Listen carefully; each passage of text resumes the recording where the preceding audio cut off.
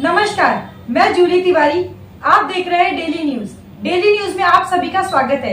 तो चलिए नजर डालते हैं आज के कुछ मुख्य समाचारों की ओर।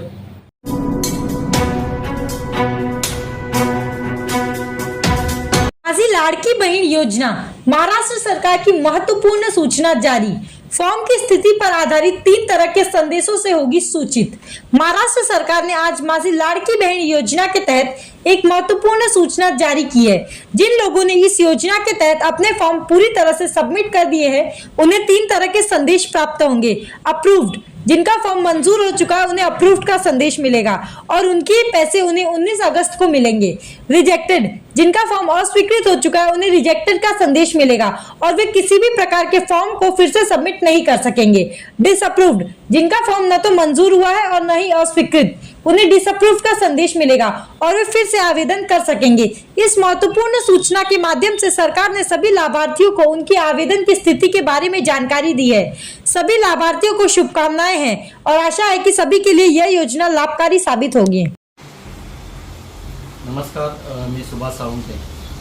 मुख्यमंत्री माझी लाडकी बहीण योजना अत्यंत महत्त्वाकांक्षी ही योजना महाराष्ट्र राज्याचे संवेदनशील सर्वसामान्य मुख्यमंत्री एकनाथजी शिंदे साहेब यांनी वयोगट 21 ते 65 वर्ष वयोगटातील अल्प उत्पन्न म्हणजे 2.5 लाख रुपयाच्या आतमध्ये असलेलं उत्पन्न धारकांना, महिलांना त्या ठिकाणी त्यांचं सक्षमीकरण व्हावं, सबलीकरण व्हावं, त्यांना मदत व्हावी म्हणून त्या ठिकाणी 1,500 रुपये दरमहा पेन्शन देणारी योजना, मानधन देणारी योजना मुख्यमंत्री माझी लाडकी बहीण योजना ही चालू केलेली आहे। आणि या योजनेच्या माध्यमातून महाराष्ट्र राज्याचा जो अर्थसंकल्प झाला त्या अर्थसंकल्पामध्ये भरीव तरतूद म्हणजे 46,000 कोटीची तरतूद त्या ठिकाणी केलेली आहे। ही योजना खऱ्या अर्थानं सर्वसामान्य महिलांपर्यंत, गोर गरीब गरजू कष्टकरी शेतकरी महिलांपर्यंत पोहोचण्याचा प्रयत्न मुख्यमंत्री एकनाथजी शिंदे साहेब आपल्या महायुती सरकारच्या माध्यमातून करत आहेत। परंतु ह्या योजनेचा गैरवापर करण्याच्या दृष्टीनं किंवा महिलांमध्ये संभ्रम करण्याच्या दृष्टीनं विरोधी पक्ष असेल किंवा काही समाजकंटक आहेत ते जाणीवपूर्वक असा या ठिकाणी प्रयत्न करतात आणि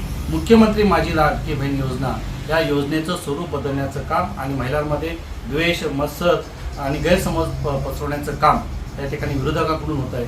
मला सर्व महिला वर्गांना विनंती करायची आहे की अत्यंत महत्त्वाकांक्षी आणि प्रामाणिकपणे महाराष्ट्राचे मुख्यमंत्री एकनाथजी शिंदे साहेब यांनी स्वतःच्या मुख्यमंत्री पदाच्या नावानं ही योजना चालू केलेली आहे आणि ही योजना खऱ्या अर्थानं सर्वसामान्य महिलांना न्याय देणारी आहे। त्यांना दरमहा 1,500 रुपये हे मानधन मिळणार आहे आणि पहिला हप्ता 14 ऑगस्टला त्या ठिकाणी मिळेल असा संकल्प मुख्यमंत्र्यांनी केलेला आहे। म्हणून इतर अफवा जे पसरवतात त्याच्यावरती विरोधक अफवा पसरवतील, आपल्यातले काही लोक अफवा पसरवतील तर त्याच्यावरती कुठलाही विश्वास न ठेवता मुख्यमंत्री माझी लाडकी बहीण योजना या योजनेमध्ये सहभागी व्हा।